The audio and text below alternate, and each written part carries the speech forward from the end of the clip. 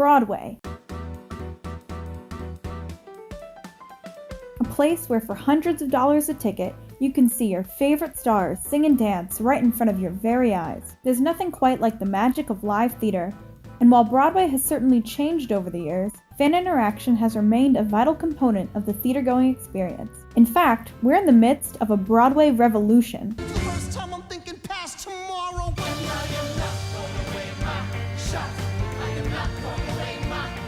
No, not that one. We'll get to that later.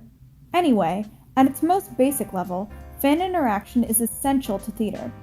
You don't have much of a show without an audience. Audiences shape each and every performance. How much applause they give, or what jokes they laugh at, or even if they get up and leave halfway through can drastically change a show night to night. This is also true on a larger scale. And we did it in several readings, and it always got a sort of nice response, but I just could tell that it wasn't really landing the way I felt the song needed to land for the character. People would come afterwards and they would talk about songs that they liked, and that song never came up. And so that wasn't a good sign. Audience reactions can cause directors to make changes to a show during out-of-town tryouts or previews, or even sometimes during the run of a show. And of course, audiences ultimately decide if a show stays open or not. But even further than that, Broadway theater is an art that thrives on direct contact. You probably won't run into your favorite movie star at your local grocery store, but if you come to New York City to see a show, you just might run into your favorite Broadway star. Margot Channing! Drat, I've been recognized. Even Lin-Manuel Miranda takes the subway. After shows, you'll see lines of fans waiting at the stage door to talk to their favorite actors, get their playbill signed, or take a selfie. But none of this is new. Even before smartphones or camera phones, people were snapping pics at the stage door. So what's changed? What's created this revolution? The internet, and most importantly, Twitter. Yes, Twitter. The social media platform where you can post 140 characters at a time is revolutionizing Broadway. Tweet on Twitter, any little tweet will do. Every single tweet's a winner, you can do it too. Yes, To see when this revolution began, we have to travel back to the distant year of 2009.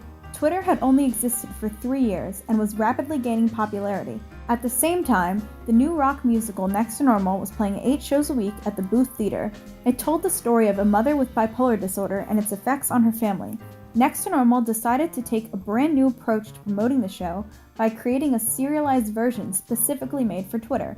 From May 12th to June 7th, the entire show was posted one line at a time with added thoughts from the characters.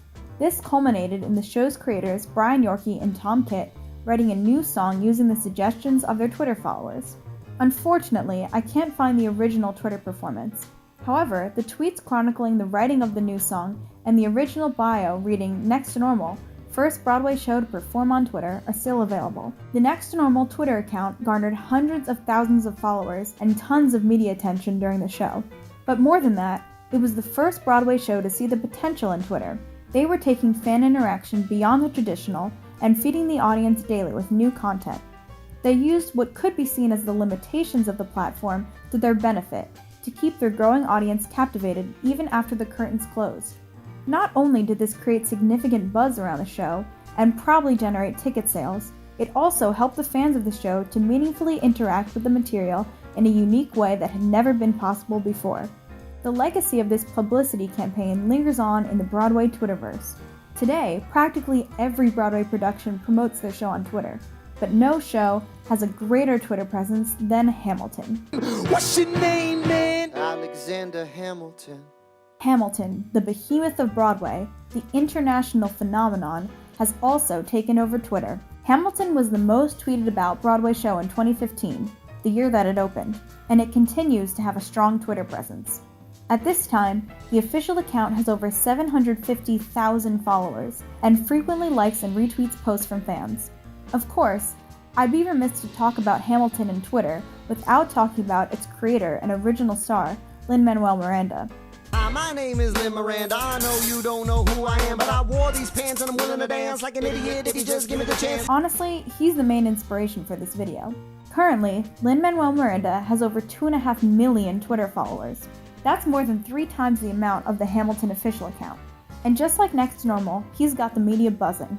But it's not just the number of followers that Miranda has that makes him, in my opinion, a Twitter icon. It's the way that he tweets. Lin-Manuel is constantly on Twitter. He's posted over 56,000 tweets. Of the top 20 most popular Twitter accounts, the only one that's posted more than him is CNN Breaking News. Approximately 2/3 of Miranda's tweets are fan engagement. He consistently replies to his massive fan base on Twitter, and he also takes the time to share facts and stories about his work. In fact, Miranda's tweets were so influential that they even got turned into a book. It's called Good Morning, Good Night, Little Pep Talks for Me and You, and it's a compilation of the daily affirmations that he tweets. I don't think it's a coincidence that arguably the most popular man on Broadway also has a very strong Twitter presence. Miranda knows the best way to interact with his audience and get them interested in his work. Whether his tweets are silly jokes or serious appeals, he knows how to engage his fans, especially young fans. I'm not saying that Hamilton wouldn't be successful without Twitter, but I think it certainly keeps fans coming back for more. For young people who've grown up with the internet, having that direct contact with their favorite Broadway stars can really fan the flames of their passion. Hang on, this is the hard one. Any tweet I can tweet, they'll tweet faster. Any tweet faster than yours. Go.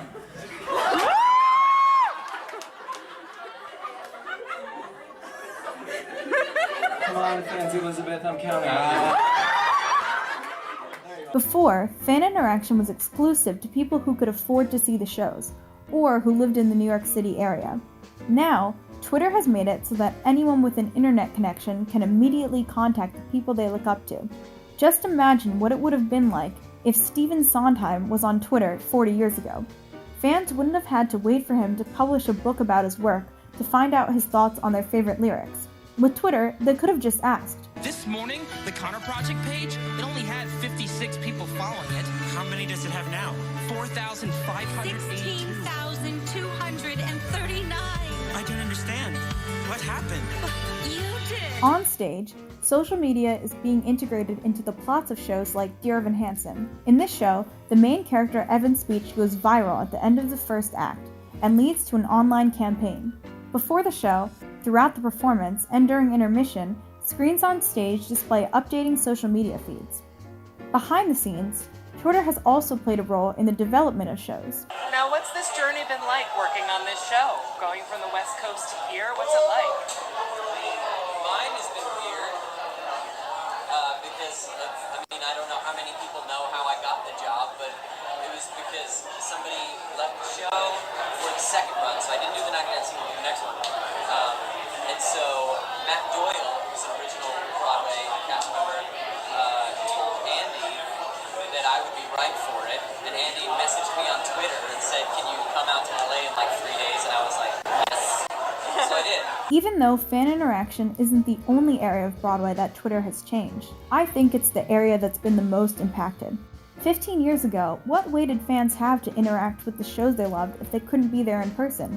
Letters? It used to be only a select few who could garner the time and attention of Broadway stars, and it was near impossible to interact directly with composers, directors, and other members of a show's creative team.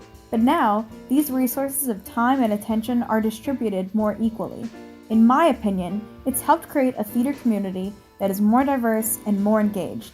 You no longer have to have a certain amount of money or be a certain age or live in a certain place to truly belong to the Broadway community. All you need is a Twitter account. Tweet a little tweet, little tweet.